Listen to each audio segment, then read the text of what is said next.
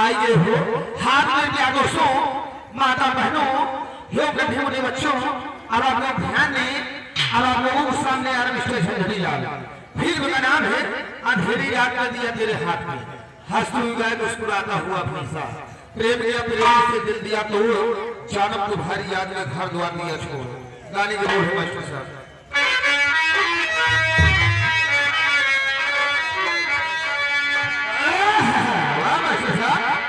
अरे तुम्हारा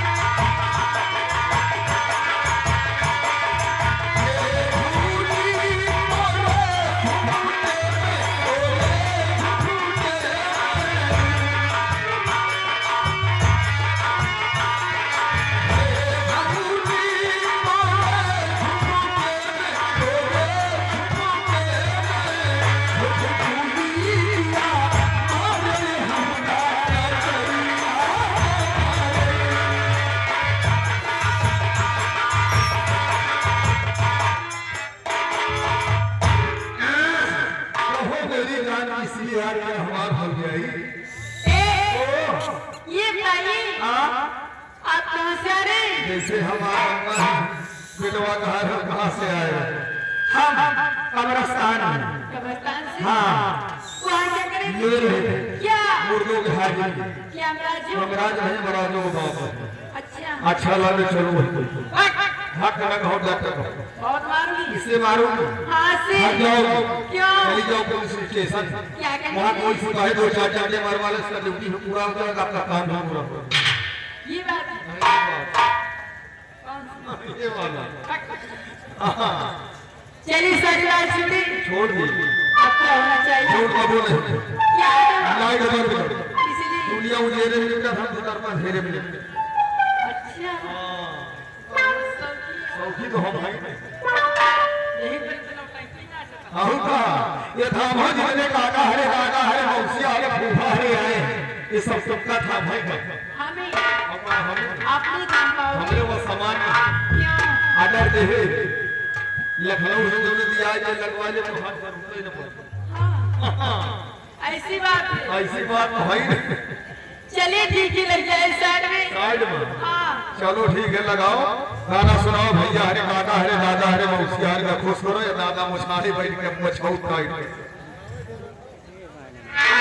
हेलो आज ये बार-बार फरमाइश से आपका आदेश हो रहा है कि आप लोग जो महिलाओं की साइड में कुर्सी और चारपाई लगाकर बैठे हुए हैं भैया, आप लोग बाएं साइड में उठकर बैठ जाइए, क्योंकि बार-बार कहने का मौका मत दीजिए, हमारे घर मालिक से आपका आदेश है भैया।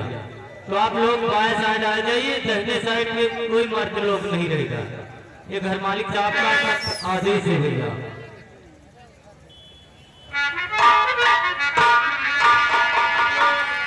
जिंदगी आप हो जाए कतरा कतरा गुलाब हो जाए, तुम्हें अगर मुस्कुरा के जान भरो